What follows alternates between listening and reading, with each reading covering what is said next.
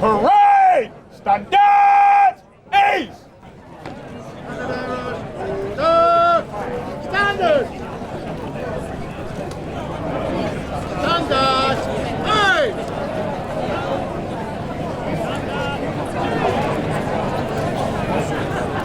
Parade! Jan! March on! Silk Ensign for the Royal Air Force! Standard bearers, parade! Standard!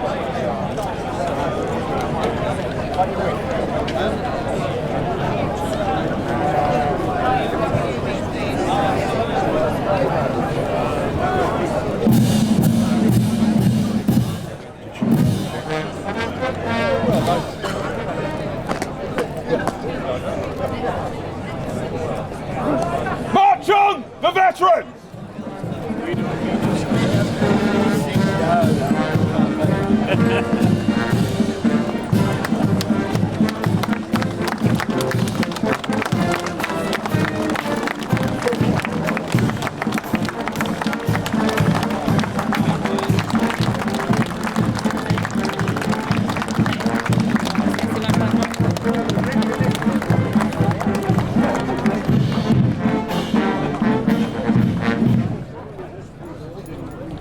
Yes. Is the veterans?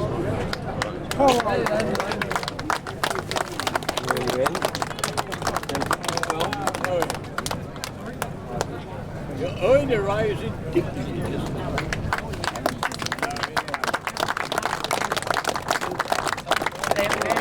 That's very nice of you. I'll leave you with Alan alone. Do you know how to lock this off?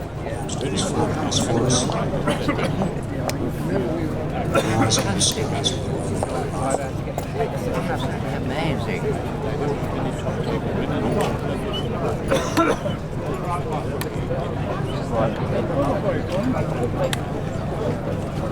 Away from the batting.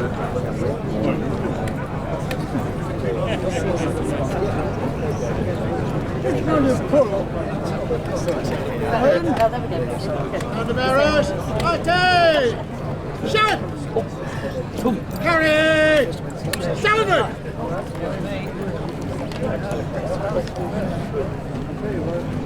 Excuse me, sir, I have a chair for you. Oh, thank you. That's very nice. Don't mind my back, too.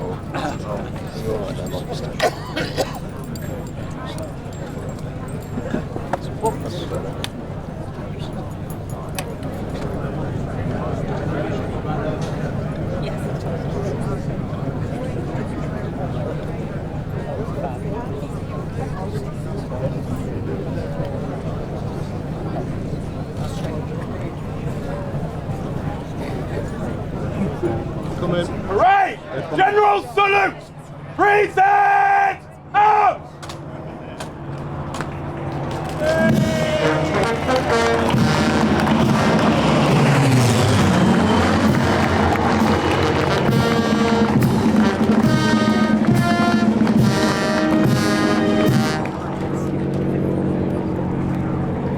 Parade! Slow! Out!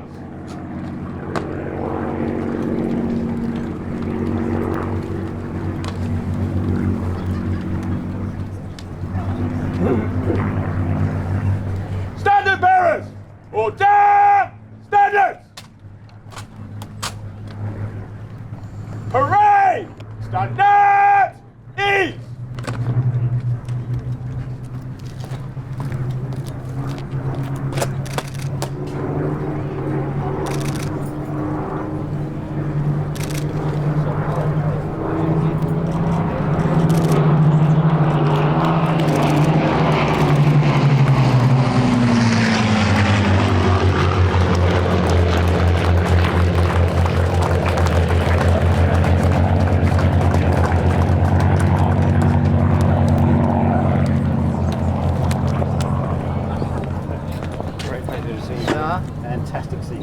see you too. And you. At least we've got the aircraft keys. Right, yes. As well as U11, they've come as well. Yes, they did. It's great to see. Really nice. Wonderful. Erin, you all right?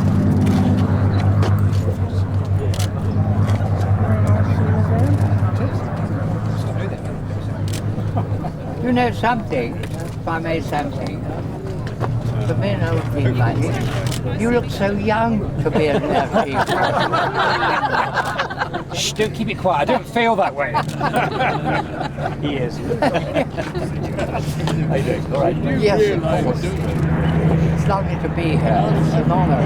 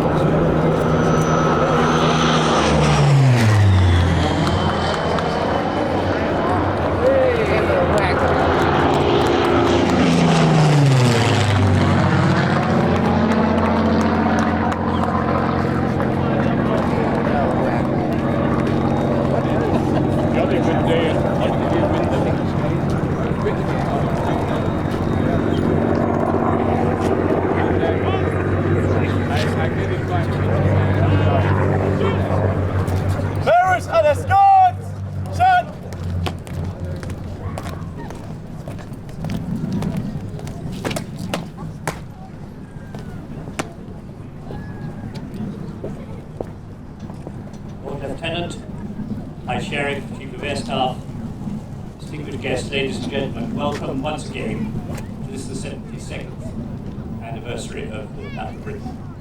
It's a great pleasure to have you here, but I think for all of us it is an enormous pleasure to have had our veterans with us on parade once again.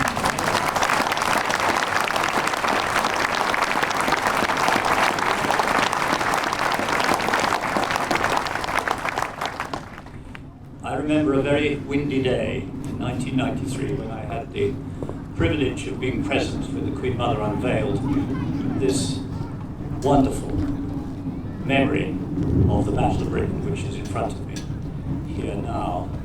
At that time I had some 92,000 people under command. Today's Royal Air Force is as busy as ever. It has something less than 40,000 people available to it today. It is fighting in Afghanistan. It is doing 101 other things as well. In this Jubilee year, you would have seen all the armed forces involved in all sorts of wonderful manifestations of what the armed forces do so well in support of this Jubilee, which has been a huge success. I was privileged also to attend a muster at Windsor, where again it was a very, very special day for the Queen, for her, and I underline that, her armed forces. We've seen many other things that the services do, and once again they're being asked to stand up and be counted for the Olympics. Some 17,000 of them will be supporting the Olympics. It's a sobering thought to think that's going to be something over half the size of the Royal Air Force when it's finally had the cuts completed. There were 300,000 servicemen when I was the Chief of Staff. Those figures, when eventually the cuts are completed, are going to be down to some 150,000. It's therefore all the more remarkable that the Royal Air Force continues to give us here at Capel-le-Ferne such terrific support. And for that we are very, very grateful indeed, Chief of Air Staff. And thank you for once again coming and being our guest of honour. We very much enjoy having you here today.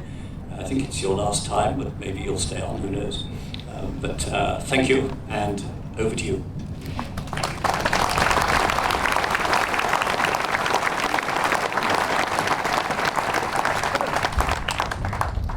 Lord Lieutenant, President of the Firefighter Association, the wonderful 11 veterans who are here. It's a great honour as ever, and most importantly, it is for all of us a great moment to be able to say thank you, yet again, for something that you gave us, our precious freedom, and our ability to live our lives today. So to you, we all owe you and your comrades an enormous gratitude which can never, ever be repaid.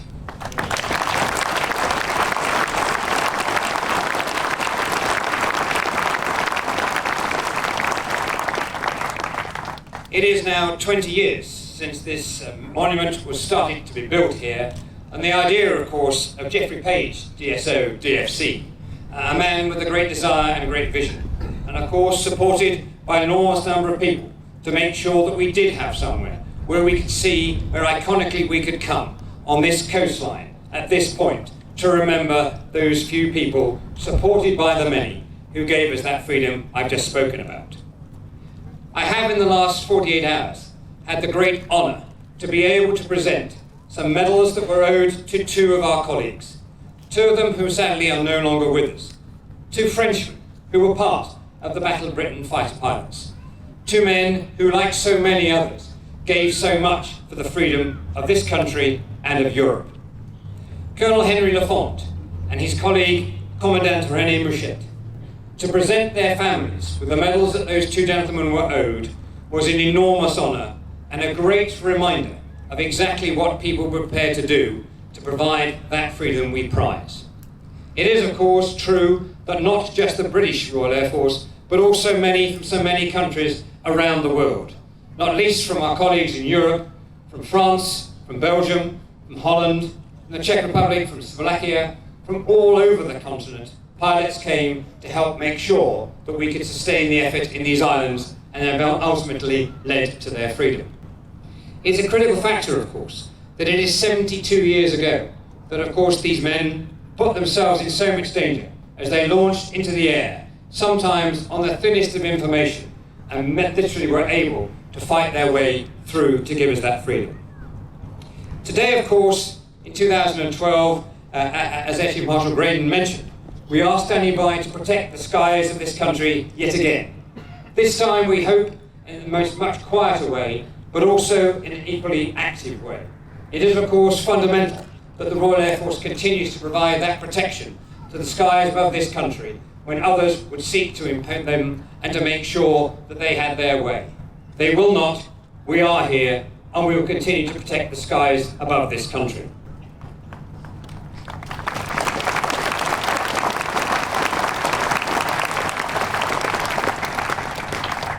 It was 72 years ago, the weather was not so kind at this time. The weather was perhaps one of the worst days of the summer of 1940. And not a lot of action actually happened. Mainly because, of course, it was impossible for the pilots to get airborne from some of the airfields, but also because the enemy could not see where they were bombing. And therefore, very little happened of any note. But what did happen was that the first American pilot came across to join the Royal Air Force, very much against the legal position in America. They were at that stage, you recall, very much independent and neutral.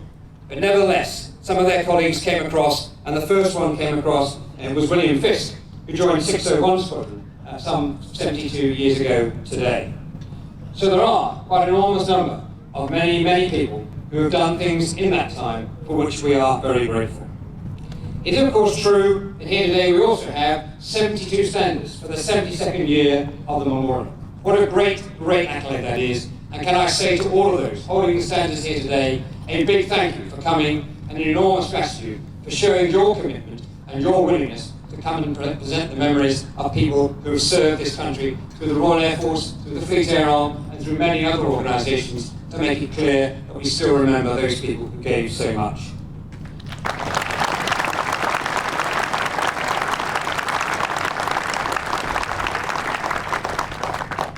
But ladies and gentlemen, I am almost always more concerned about the future.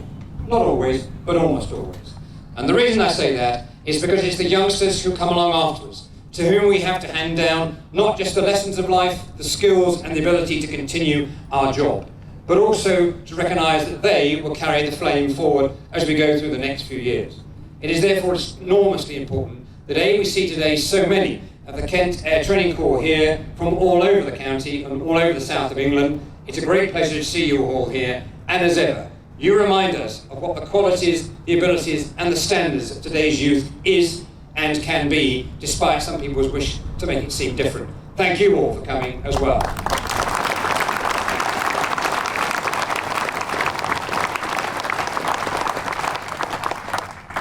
Finally then, it is a great pleasure to be able to say that here, in this particular position, we will see in the next year, and hopefully just beyond that, in the next 18 months, the building, therefore, of the wing, of the idea of carrying the memory forward.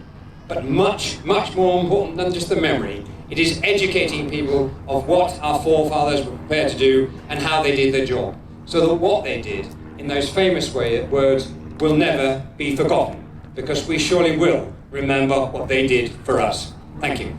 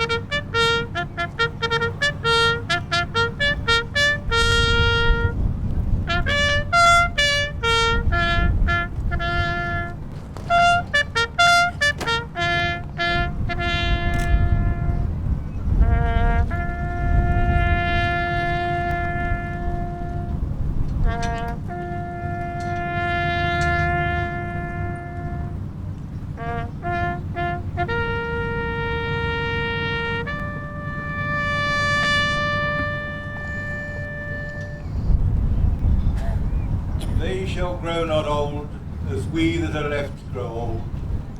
Age shall not weary them, nor the years condemn. At the going down of the sun, and in the morning, we will remember them. We will remember them.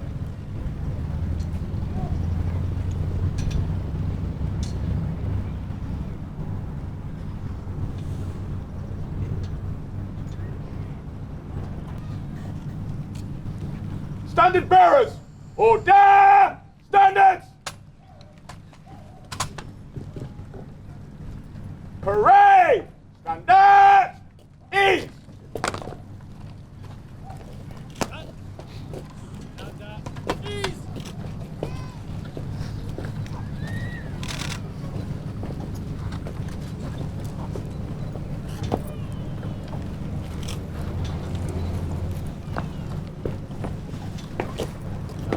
Chief of the Air Staff, they are released on behalf of the Royal Air Force.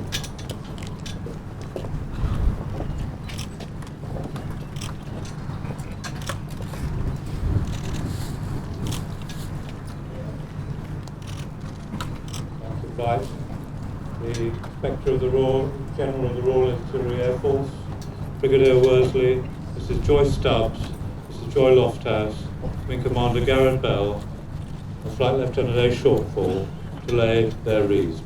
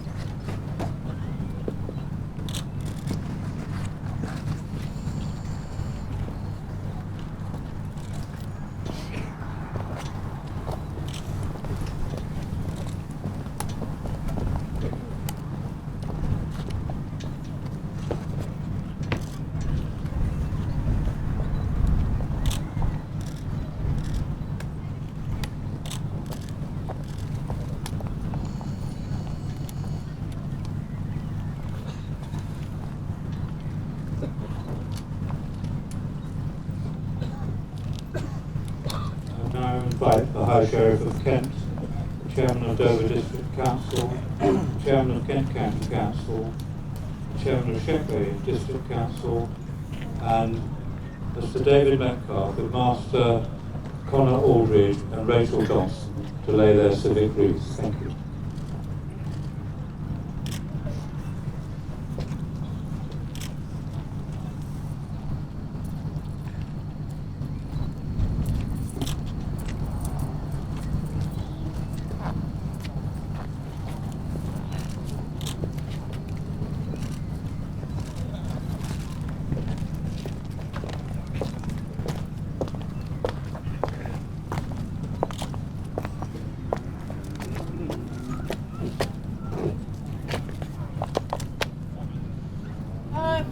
Ladies and gentlemen, I know you'll say it, but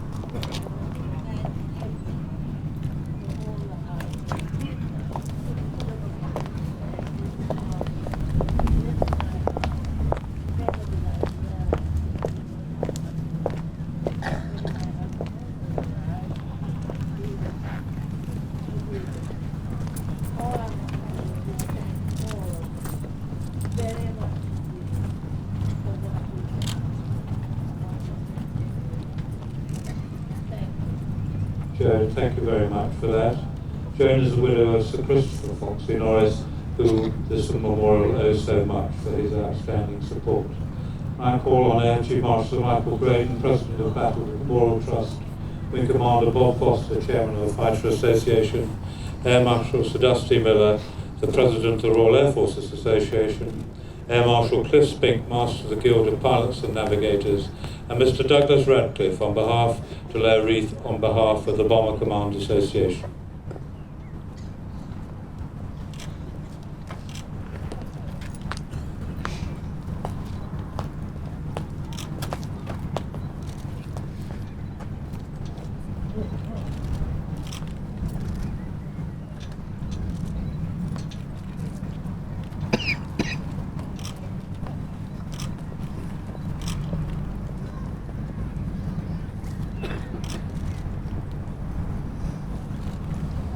It's always a great privilege now to invite the advisors and attaches of the Allied nations who took part in the Battle of Britain to lay their wreaths.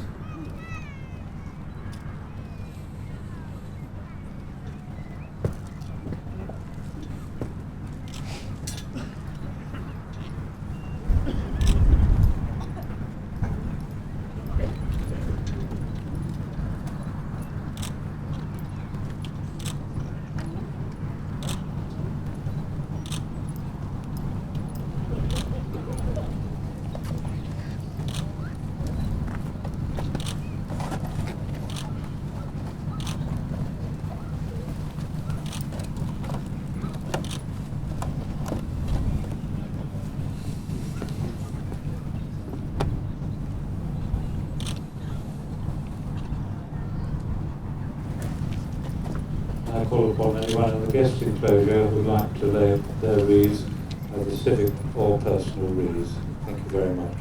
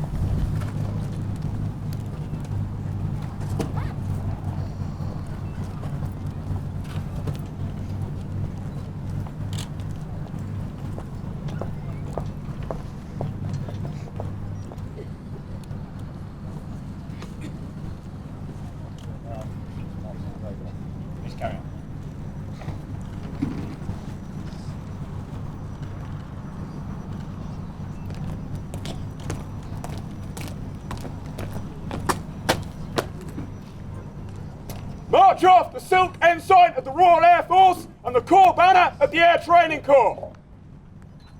silk ensign for the Royal Air Force and Corps banner of the Air Training Corps. By the centre, quick march.